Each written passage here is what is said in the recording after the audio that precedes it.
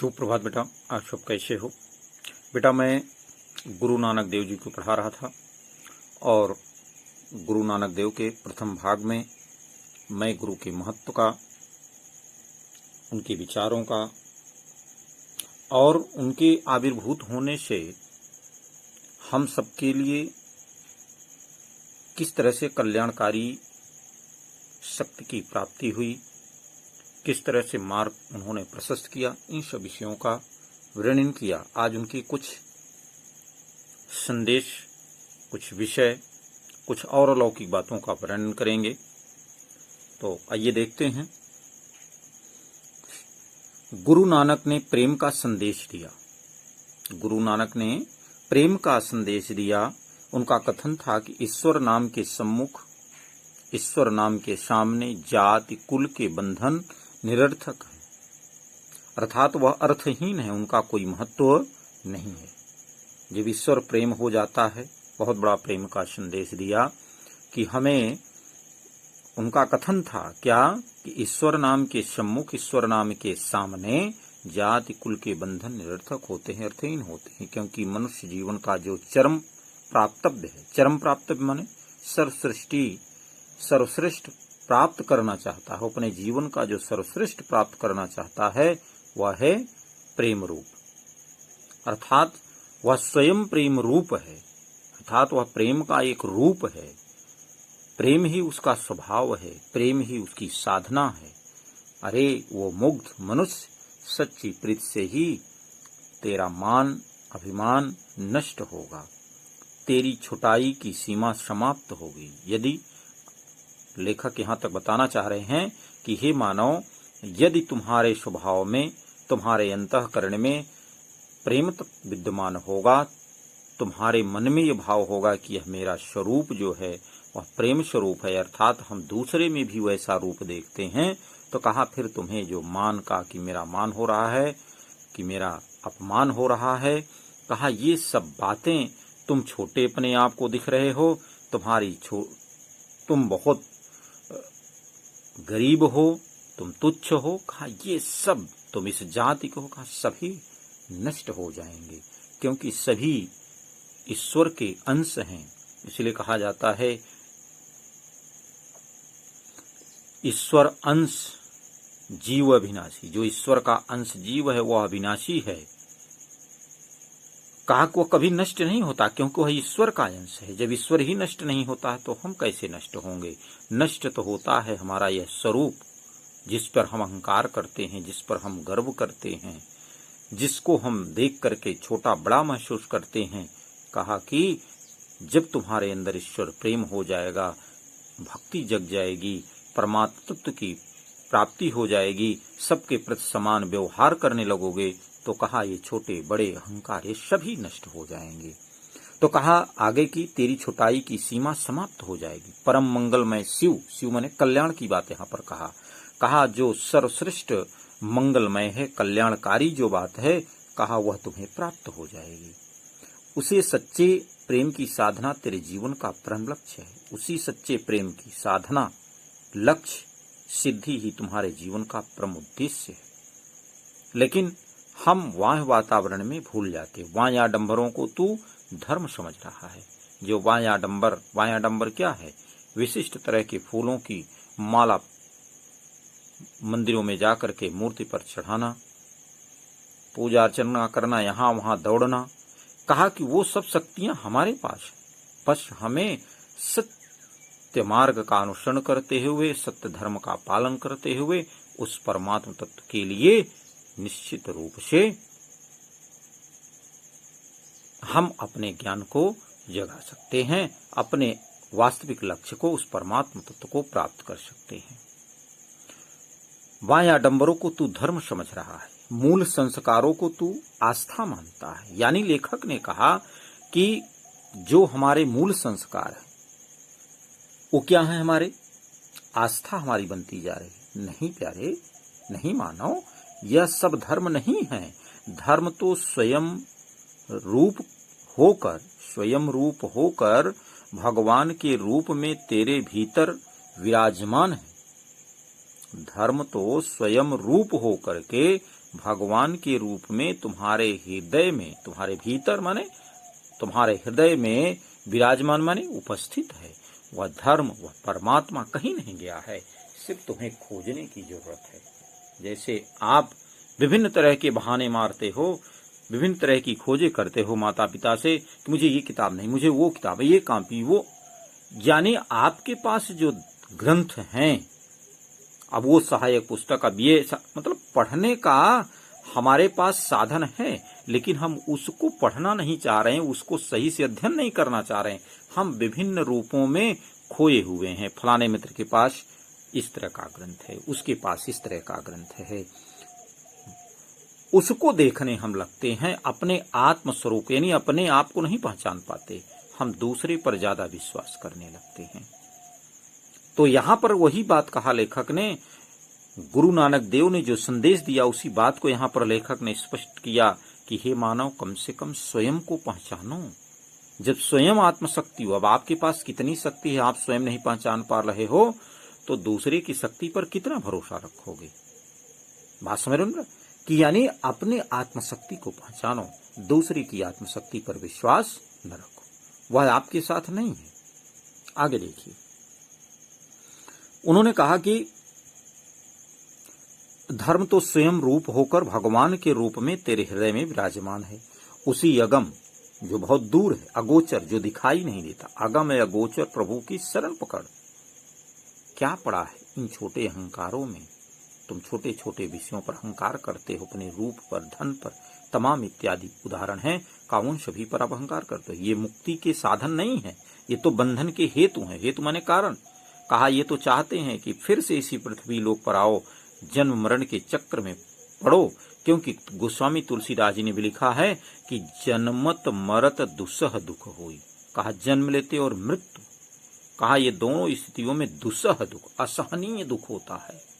जितना पूरे जीवन में आप जन्म लेने के बाद जितना आप कष्ट उठाते हैं, कहा कि वह जन्म लेते समय उससे कई गुना दुख होता है, और फिर मृत्यु होते समय भी जब वह मनुष्य मृत होता है तो मृत होने से पहले भी उसे असहनीय दुख होता है। इसलिए बात को यहाँ पर लेखक ने बताया, गुरु नानक देव जी ने संदेश दिया कि तुम झूठे अहंकारों में मत फंसो, क्योंकि यह मुक्ति के साधन नहीं है, तो बंधन के। मुक्ति का साधन क्या है?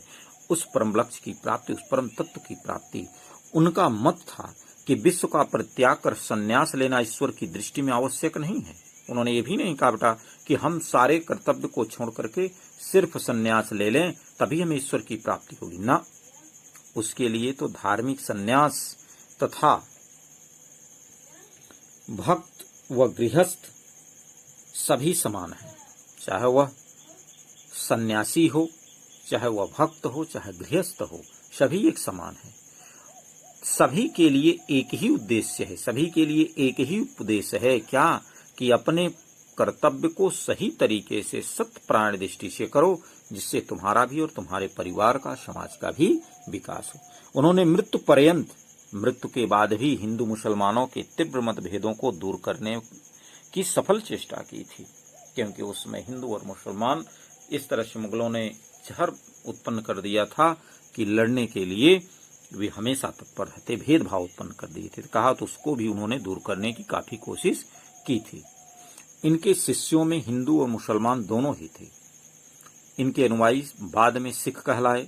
उन्होंने उनके सिद्धांतों को ग्रंथ साहब में संग्रहित किया, अर्थात उनके उपदेशों को, उनके सिद्धांतों को गुरु ग्रंथ जो है वह उसमें संकलित किया, जो उनका पवित्र ग्रंथ है। तो कहा कि उनके विचारों को इन सभी लोगों ने माना और उसके अनुसार अपने अपने कर्तव्य को किया। इसलिए उनका एक ही उद्देश्य था कि हमें जाति, धर्म इत्यादि के नाम पर एक दूसरे को प्रताड़ित और एक दूसरे से द्वेष, ईर्ष्या नहीं करनी चाहिए। हम सबके अंदर उस परमात्मा का वास है, उसे हमें ध्यान करना चाहिए। आगे कहा उन्होंने, धन्य हो हे अगम अगोचर अलख अपार देव, तुम ही मेरी चिंता करो। आगे लेखक कहते हैं कि हे परमात्मा, हे अगम बहुत दूर रहने वाले, न दिखाई देने वाले, अलख कभी दृश्य न होने वाले, अपार देव जिसकी सीमा सीमित हो, ऐसी ऐसे स्वरूप वाले हे प्रभु मेरी चिंता करो। जहाँ तक देखता हूँ वहाँ तक जल में हो, थल में हो, पृथ्वी के सर्वत्र तुम्हारी ही लीला व्याप्त है।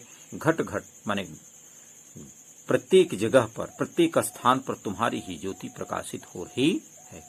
इसलिए उन्होंने कहा अगमय गोचर यलखय पारा, चिंता करहूँ हमारी।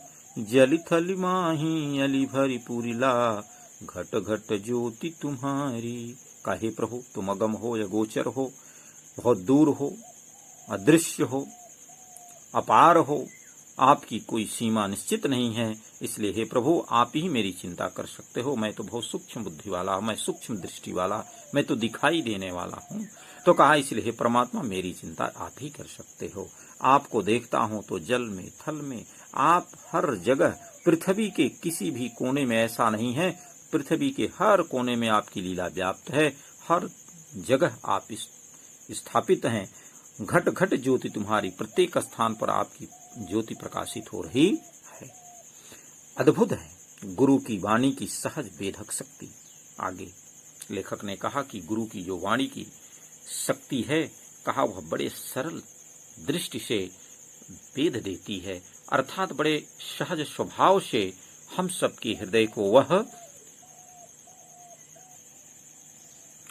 कहा कि वह उस गुरु की जो महिमा है, उस गुरु की जो वाणी की शक्ति है, कहा वह बड़ी वेधक शक्ति है, अर्थात सबके हृदय को विदीर्ण कर देती है, सबके हृदय में प्रवेश कर जाती है। क्योंकि गुरु की वाणी को सुन करके सभी अपने जीवन में अलौकिक परिवर्तन देखते हैं। यही है उसकी अद्भुत शक्ति। कहीं कोई आडंबर नहीं रह जाता है, कोई दिखावा नहीं रह जाता है, कोई बनावटी नहीं रह जाती है। वह सहज सरल रूप से हृदय से निकली हुई सहज प्रभावित करने की अपार शक्ति है। कहा वह अपने सहज रूप के माध्यम से, सहज रूप से सभी के, सरल रूप से सभी के हृदय को प्रभावित कर देती है, सभी को आनंदित कर देती है। कौन? वह अपार शक्ति। सहज जीवन बड़ी कठिन साधना है। इसीलिए कहा गुरु नानक देव जी ने कि हे मानव, जो सहज जीवन है, जो सरल जीवन है, कहा वह बड़ा कठिन है, बहुत कठिन साधना है। क्योंकि सात्विक जीवन जीना बहुत बड़ी कठिन साधना है बेटा। क्योंकि बाह्य आडंबर इतना उसे घेर लेता है, बाह्य शक्तियां उसे इतना प्रभावित करती हैं कि वह अपने वास्तविक जीवन को भूल जाता है। वह उसी मोह माया, उसी दिखावटीपन, उसी अहंकार में खो जाता है। सहज भाषा बड़ी बलवती आस्था है।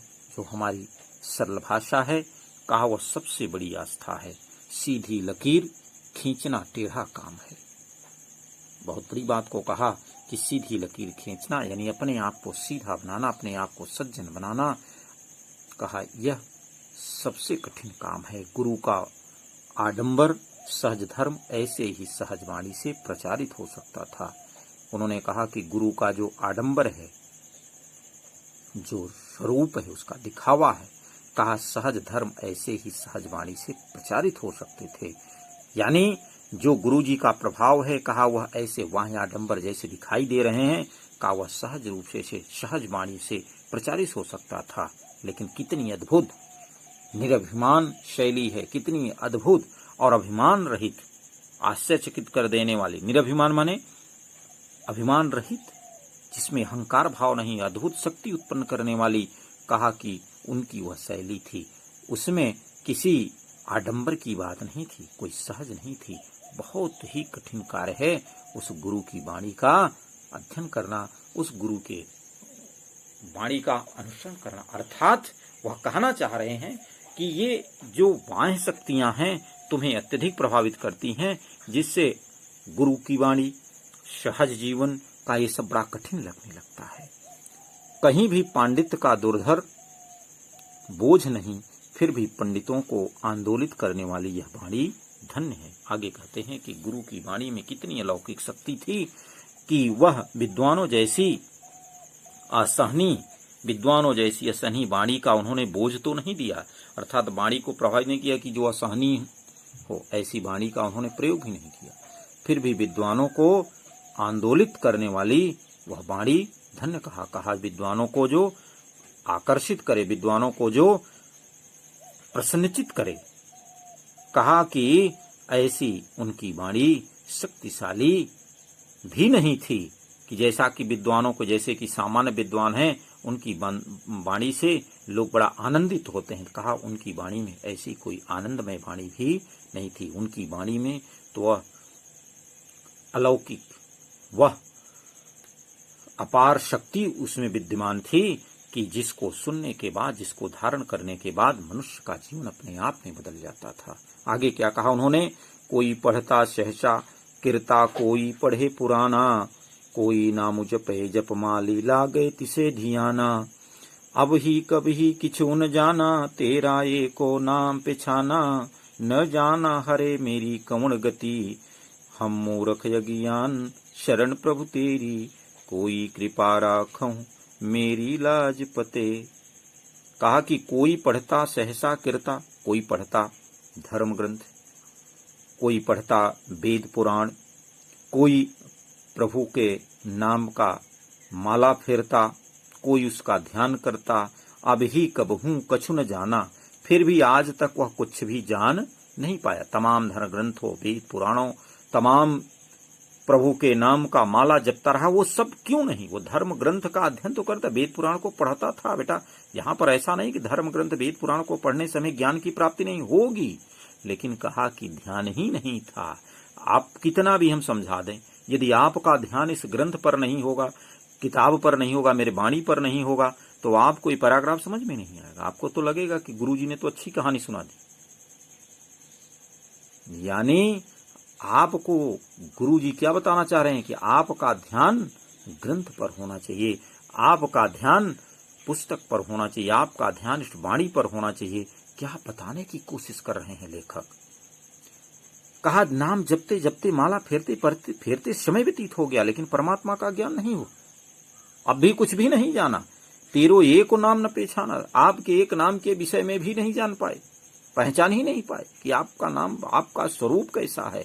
न जाना हारे मेरी कौन गति, वो ये भी नहीं जान पाए कि मेरी ऐसी कौन सी गति होगी। मैंने इतना तो अध्ययन किया, मैंने इतना प्रभु का नाम जपा, लेकिन मेरी गति कैसी होगी। यानी उनको अपने पर ही विश्वास नहीं है, तो वो परमात्मा पर कैसे विश्वास करेंगे। हम मूर्ख अज्ञान, इसलिए कहा उन्होंने कि हे प्रभु हम सभी मूर्ख हैं, अज्ञानी हैं। शरण प्रभु तेरी, हे प्रभु मैं आपकी शरण में हूँ, कोई कृपा राखो मेरी लाज पते।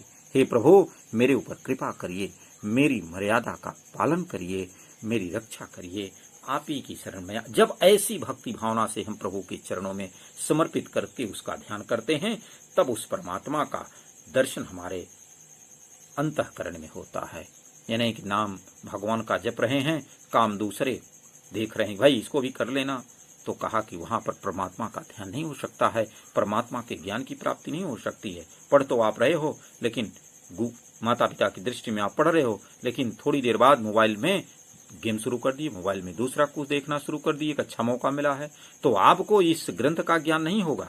इसलिए मैं बार बार कहता हूं बेटा कि हमेशा पढ़ते समय आपकी पढ़ाई पर ध्यान हो, उस समय कोई विषय का ध्यान न हो, तभी आपको एक अच्छे ज्ञान की प्राप्ति होगी और अपने जीवन में आप सफल होंगे, कभी पीछे मुड़ करके नहीं देखते। बच्चे कहते हैं, आपसे चर्चा भी करते होंगे, आप भी के अंदर हो सकता है शिकायत हो, गुरुजी मैं पढ़ता तो बहुत हूं लेकिन हमें याद नहीं होता, हमको समझ में नहीं आता। क्यों समझ में नहीं आता, क्यों नहीं याद होता? उसका कारण है क्योंकि आपका ध्यान ही नहीं है। सिका यमन मनसा विचिंतयन्ति तपोधनम माम वेत्सि उपस्थितः। महर्षि दुर्वासा ने भी शकुंतला को श्राप दिया था, यमन मनसा विचिंतयन्ति, सिर्फ एकमात्र तुम चिंतन कर रहे। उसका ध्यान को देखिए कि महर्षि दुर्वासा उसके आश्रम में खड़े, उसके समीप खड़े हैं, लेकिन वह जिसका ध्यान कर रहे थे उसी की ओर ध्यान था, उसका उनको वह नहीं देख पाई। ऐसा होना चाहिए आपका यमन मनसा, यानी अनन्य भाव से, अनन्य मन से उस परमात्मा का ध्यान, उस ग्रंथ का ध्यान करना चाहिए, तभी ज्ञान की प्राप्ति होती है। आगे ये बेटा देखते हैं, ऐसी मीठी निरहंकारी सीधी वाणी से गुरु ने भक्ति जनता को उसका लक्ष्य बताया। ऐसी मीठी जिसमें अहंकार का कोई भाव ही नहीं था, बिल्कुल सीधी वाणी थी। उन्होंने कुछ कहा नहीं कि कैसे आपको पूजा करना है, कितना चढ़ावा करना है, लेकिन आप आज के आधुनिक समय विद्वानों के बीच में जाएंगे, पंडितों के पास जाएंगे, तो वो आपको तमाम तरह के उपदेश और तमाम तरह की विचारधाराएं, तमाम तरह की पूजा पाठ, क्यों? क्योंकि उनको भी लक्ष्य है अपना कि धन कमाना है। लेकिन उन्होंने कहा, कोई उनके अंदर अहंकार की भावना रही थी, बहुत सीधी वाणी में उन्होंने कहा, गुरु ने कहा, अपने भटकती हुई जनता को उपदेश दिया, उनको बताया, उनका लक्ष्य बताया कि आपका लक्ष्य क्या है। सिर्फ अनन्य भाव से हमें अपने सभी कर्तव्यों को करते हुए सिर्फ ध्यान करो, हम तुम्हारे पास हैं। आज विद्वान चकित हैं, आश्चर्यचकित हैं, पंडित अचरज हैं। अचरज माने आश्चर्य में है, विद्वान भी आश्चर्य में है कि कितनी बड़ी ताकत है, कैसी निरीह रूप है उस गुरु का, उस गुरु में कितनी बड़ी शक्ति थी, उसका अलौकिक रूप है। कालिदास ने ठीक ही कहा है, क्या?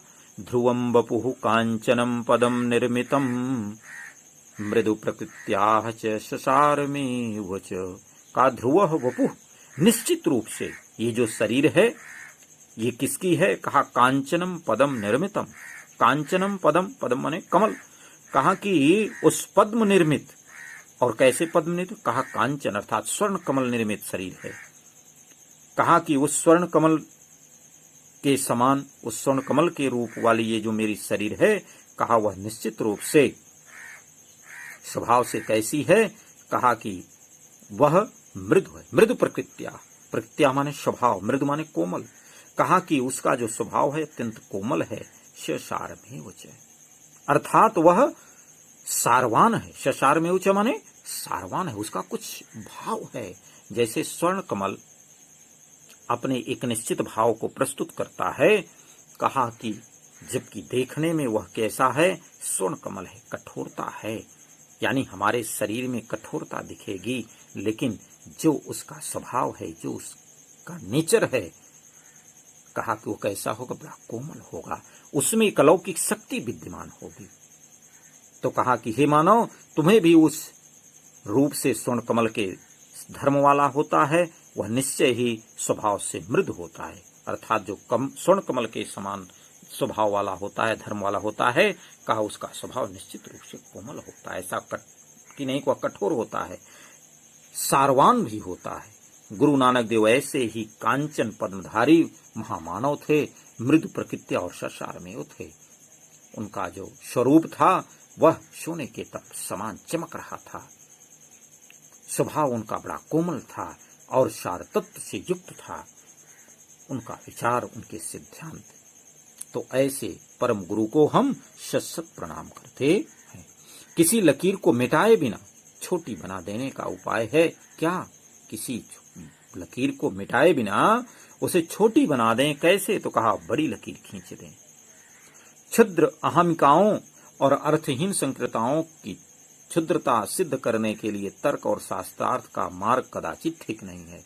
कहा कि जो तुच्छ हमारे अहमिकाएं माने अहंकार हैं, अर्थहीन जिसका कोई अर्थ नहीं है, कहा ऐसी संकीर्णताओं को, ऐसी विचारधाराओं को, ऐसी तुच्छता को सिद्ध करने के लिए हमें तर्क देना शास्त्रार्थ के मार्ग को कदाचित ठीक नहीं है।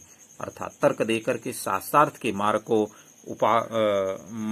अपना करके कहा हमें अपने ऐसे अहंकार अर्थहीन विचारधाराओं में शास्त्रार्थ को ले आएं, धर्म को ले आएं, तर्क वितर्क करें। कहा वह सभी उचित नहीं है। सही उपाय है बड़े सत्य को प्रत्यक्ष कर देना। गुरुजी ने कहा कि हे मानव, छोटे छोटे ज्ञान के माध्यम से, तुच्छ ज्ञान के माध्यम से, अहंकार के माध्यम से हमें किसी विषय को प्रस्तुत करने की कोशिश नहीं करनी चाहिए। हमें क्या करना चाहिए कि हमें सीधे जो है बड़े सत्य को ले आकर के उसके सम्मुख रख देना चाहिए। जैसे कि गुरुजी ने क्या किया, गुरु नानक देव जी ने ही कहा कि मैंने कुछ किया नहीं, जो आपस में एक द्वेष भावना थी उसके स्थान पर एक सत्य के मार्ग को ले आकर के प्रस्तुत कर दिया। तो कहा जब आप बड़े सत्य को ले आकर के बड़े से उपाय को रख देंगे तो कहे सब कुछ समाप्त हो जाएगा। तो इसलिए कहते हैं प्रत्यक्ष किम प्रमाण। गुरु नानक देव ने यही किया, उन्होंने जनता को बड़े से बड़े सत्य के सम्मुखहीन कर दिया, सम्मुखहीन कर दिया।